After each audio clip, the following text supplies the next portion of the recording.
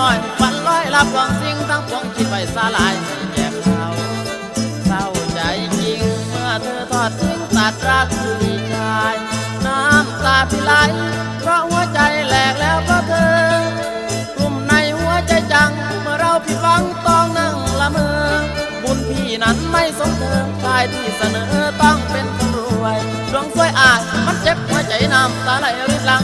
แต่นางเคยความผิดหวังเพื่อนี่มันมีแต่มอง